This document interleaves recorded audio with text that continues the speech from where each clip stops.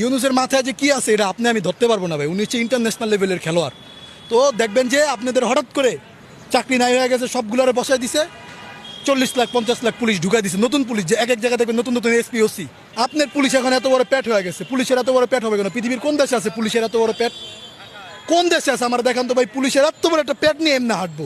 বেড়ায় হাঁটতে পারে না এই বেড়ার তদন্ত অফিসার তদন্ত করতে, চোরে এই বেড়ার লাত্তি মেরা যে বোকা ধরে এই বেড়ায় পড়বে, এই বেড়ারে দিছে পুলিশে।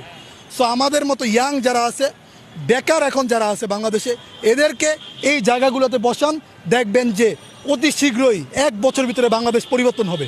একটা পুলিশের বেতন হচ্ছে 25 থেকে 30 হাজার টাকা, একজন এসপি বেতন হচ্ছে 45 হাজার টাকা। কিন্তু একজন এসপি যে ফ্ল্যাটে থাকে সেই ফ্ল্যাটের ভাড়া হচ্ছে 2 লাখ টাকা গুলশান বনানীতে। আগে একটা এসপির মাসিক ইনকাম ছিল 10 লাখ টাকা, 2 লাখ টাকা ফ্ল্যাটে দিত, 8 লাখ টাকা দিয়ে মট্টত খাইতো, মাইয়া টাইয়া নিয়ে বিভিন্ন বারোটারে যাইতো আর কি। এখন এসপি বলেন, একজন ট্রাফিক পুলিশ, সেও 50 হাজার টাকার নিচের কোনো ফ্ল্যাটে থাকতো না, তার বেতন আছে মাত্র 22 হাজার টাকা একজন ট্রাফিক পুলিশের, পেনশন টেনশন নিয়ে সব কিছু, চাল টাল ডাল সব কিছু নিয়ে। সো এখন দেখবেন যে ট্রাফিক পুলিশের মন খুবই খারাপ, তার মন ভাল লাগে না ভাই। কী কারণে ভাল লাগে না? কারণ তার উপরি ইনকাম নাই। বাসালার থেকে 10 টাকা ছেলে বাসালা বলে 1 টাকা থাপো দিব কারের নিচে। কী কারণে? কারণ বাসালাও এই আন্দোলনে জড়িত ছিল, বাসালাও এখন সে সাহসী হয়েছে, আগের মতো ভীতু নাই। একজন রিক্সা লাগে থামায় আগে পুলিশ 30 টাকা 40 টাকা চালা নিত, এরকম পুলিশ নিতে পারেন না।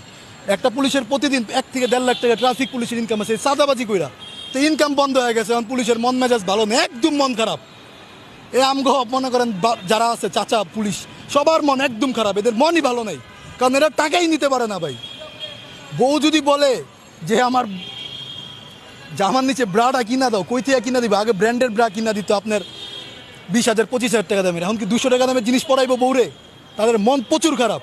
ঘরে ঢুকলে বোর্ড টর্চার, বাইরে এলে জনগণের টর্চার, ঠিক আছে, উষ্টা লাত্তি, মানে কোনো দাম নাই ভাই। এই কারণে এরা এখন মন মানসিকতা হাল ছাইরা দিছে। এরা এখন দেখবেন রাস্তাঘাটে প্রচুর জ্যাম, ট্রাফিকের দায়িত্ব পালন করে না, কারণ এদের কাছে ভালো লাগে না। মানুষের মন মানসিকতা না দেখবেন কিচ্ছু ভালো লাগে না, এদের এখন ভালো লাগে না ভাই, ঠিক আছে। এদের আগে 3-4টা গার্লফ্রেন্ড থাকতো এক একজন পুলিশের, গুলশান বনানীতে যান দেখবেন সব পুলিশের এসপিরা ঘোরাঘুরি করতো। এখন এদের অবস্থা এতই করুন, এরা এখন আর ওই জায়গায় যাইতে পারে না ভাই। কেমনে যাইবো? পকেটে মাল নাই তো, গুদ চাইলে বাসা লাগে থাবক দিব পুলিশে, তাহলে বোঝেন না। সো এটা পুলিশ এই ক্রাইসিস তৈরি করছে। এই ক্রাইসিসটা পুলিশটা নিজেদের বিপদ ডাইকে আনছে। মানুষের উপর জুলুম নির্যাতন করতে করতে এরকম পর্যায়ে চলে গেছে যে এখন পুলিশদেরকে মানুষ 2 পয়সা দাম দেয় না। সো একটা জায়গাতে আমি বলবো, আপনি সৎ থাকেন। আপনি সৎ থাকলে 35,000 টাকা দিয়ে একটা ফ্যামিলি চালান যায়, 10,000 টাকা দিয়ে একটা ফ্যামিলি চালান যায়। বিভিন্ন জায়গায় দেখেন জায়গা জমিন দখল, হ্যাঁ, সন্ত্রাস ডাকাতি করছে ছাত্রলীগ, ধরা পড়লো কে? আমি বিএনপি। আরে ভাই কি বিপদ!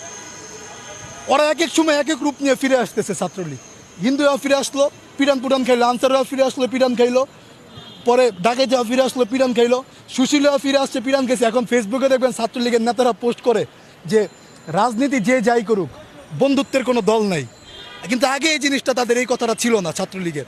আগে তারা বন্ধু শত্রু ঘরের মা বোন কিছু বসতো না, যারাই দেখতো তার উপরে আক্রমণ করতো পিচাসের মতো। তো ওই জায়গাটা থেকে আমার আইন শৃঙ্খলা বাহিনীর প্রতি অনুরোধ থাকবে, আপনারা সৎ হন, সৎভাবে থাকেন, তাহলে আপনারা বেশি দিন স্টে করতে পারবেন। নয়তো যদি কোনো জায়গায় আমরা খবর পাই, সাধারণ ছাত্ররা যদি খবর পায় কোনো জায়গায় ঘুষ নিছেন, কোনো জায়গায় টেন্ডারবাজিতে গেছেন, তাহলে আপনার চাকরি শেষ। এবার সরকারি চাকরি নেন, হাসিনার আমল নাই, ওই বেডিরে কিন্তু খেদাই দিছি। এখন আপনারা যদি এই চিন্তা করেন যে মাসে আমার 3-4 লাখ টাকা চাঁদাবাজি করে কেমন, আপনার ভুল ধারণা। আপনি 35,000 টাকা বেতন পায়া আপনার দরকার লাগে একটা ছোটোখাটো ব্যবসা দিয়ে দেন, সাইডে লুকায় দেন। সরকারি যারা চাকরি করে এদের ব্যবসা করার নাই, লুকায় দেন, সমস্যা কি? কোন জায়গায় ইনভেস্ট করেন, কিন্তু চাঁদাবাজি এসব বন্ধ করেন।